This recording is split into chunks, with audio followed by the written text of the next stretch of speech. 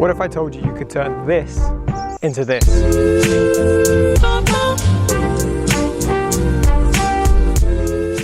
That's right, today we're making a recipe out of waste, weeds and stale bread. But you wouldn't believe it by the way this tastes. It's absolutely amazing and really delicious. You'll never look at a nettle patch quite the same way again after you try this recipe. If you're new here, I'm Hugo, and on this channel you'll find seasonal, sustainable, plant-based recipes that I post weekly. Now let's jump into the recipe.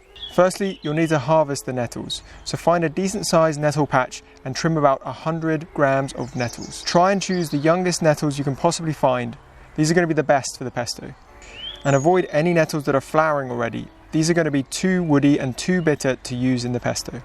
Now we've harvested the nettles, it's time to prepare them for our pesto. Pinch off the nettle leaves, discarding any woody stems until you have 30 grams of fresh nettle leaves. Give the nettles a good wash to get rid of any unwanted friends, and then cover with about 1.5 liters of freshly boiled water. Allow the nettles to sit for about a minute, and then drain and squeeze out all the excess moisture out of the nettles. Don't worry, at this point you'll be able to handle the nettles. Cooking the nettles gets rid of any stinging properties. Once you've prepared the nettles, we'll now move on to prepping the breadcrumbs. Chop up 200 grams of bread into rough bite-sized chunks. This can literally be whatever bread you want, sliced, baguette, sourdough, whatever, it all works. Place the chopped bread into a food processor and blitz into rough breadcrumbs. Pour the breadcrumbs into a large baking tray and cover with around 2 tablespoons of olive oil. Toss the breadcrumbs in the oil until evenly coated. Season with salt and a good helping of cracked black pepper. Then place into the oven at 200 degrees Celsius for 10 minutes until the breadcrumbs are golden and crispy. Once you've baked your breadcrumbs, just leave them on the side for 10 minutes to dry out and really crisp up. Okay, now we're moving on to making our delicious nettle pesto.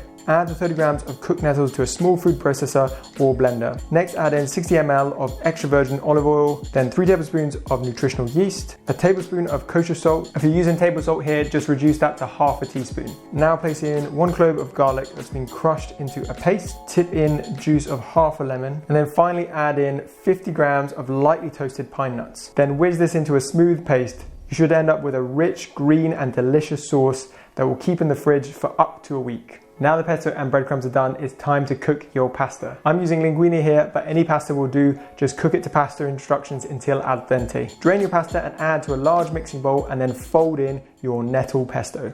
Now it's time to plate up.